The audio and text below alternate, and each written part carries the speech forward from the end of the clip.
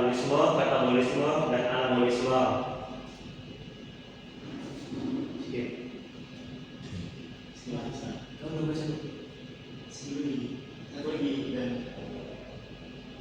Pengertian metabolisme. Metabolisme berasal dari bahasa Yunani metabol, yang artinya berubah. Metabolisme adalah suatu sifat baru dari kehidupan yang muncul dari interaksi spesifik antara molekul-molekul di dalam lingkungan sel yang teratur dengan baik.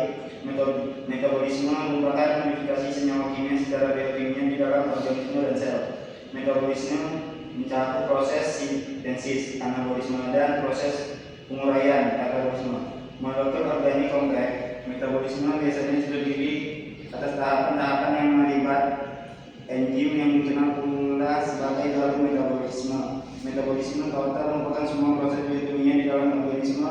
Metabolisme sel mencakup semua proses kimia di dalam sel, karena metabolisme makhluk hidup tidak dapat bertahan hidup. Katabolisme dan anabolisme. Metabolisme sendiri dapat dibedakan menjadi anabolisme dan katabolisme. Anabolisme merupakan proses metabolisme sekunder, yaitu jalur-jalur metabolisme yang tidak esensial bagi pertumbuhan, perkembangan maupun reproduksi, namun biasanya berfungsi secara ekologis, misalnya pembentukan alkaloid dan terpenoid. Anabolisme merupakan proses pembentukan senyawa-senyawa dari prekursor sederhana yang mencakup glikogenesis, pembentukan glikogen,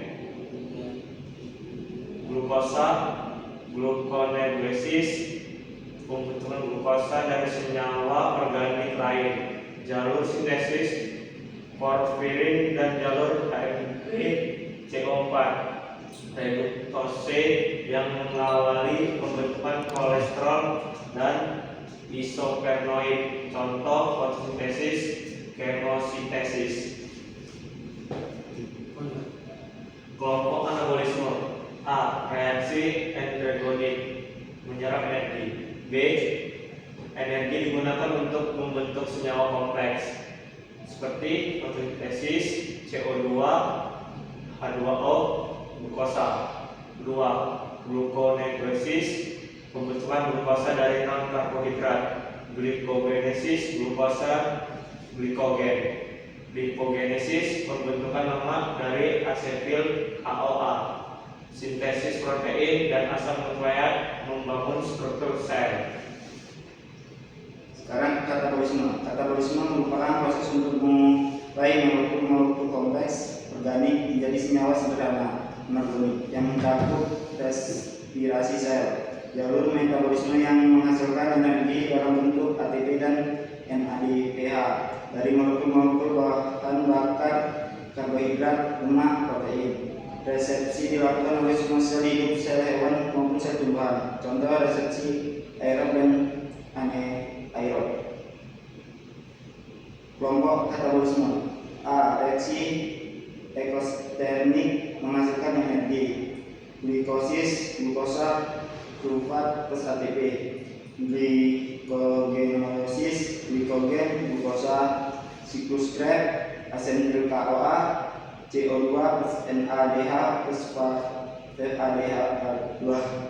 Rantai transportasi elektron hasilkan ATP, hipolisis dan deoksidasi, pemecahan lemak, proteolisis dan deaminasi, pemecahan protein jadi energi. Struktur hubungan anabolisme dan katabolisme. 1. Anabolisme, senyawa sederhana plus energi senyawa kompleks. 2. Katabolisme, senyawa kompleks, senyawa sederhana plus energi. 3. Energi hasil katabolisme, ATP, NADH, FADH2 digunakan untuk anabolisme.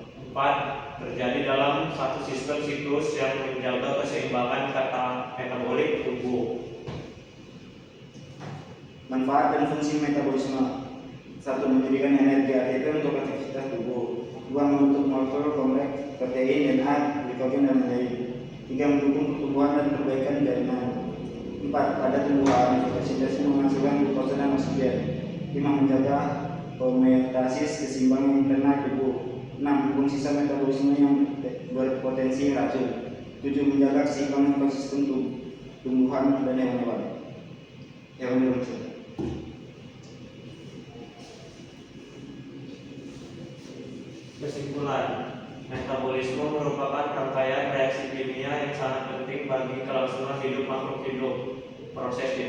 menjadi dua jalur utama, yaitu katabolisme yang menghasilkan energi dari pemecahan molekul kompleks dan anabolisme yang memanfaatkan energi tersebut untuk membangun molekul penting seperti protein, lemak, DNA, dan glikogen.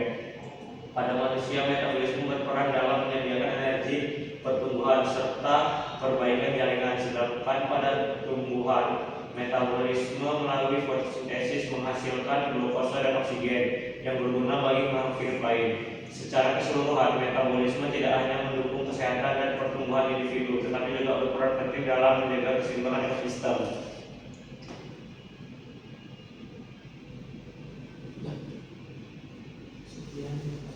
Sekian dari presentasi kami. Assalamualaikum warahmatullahi wabarakatuh.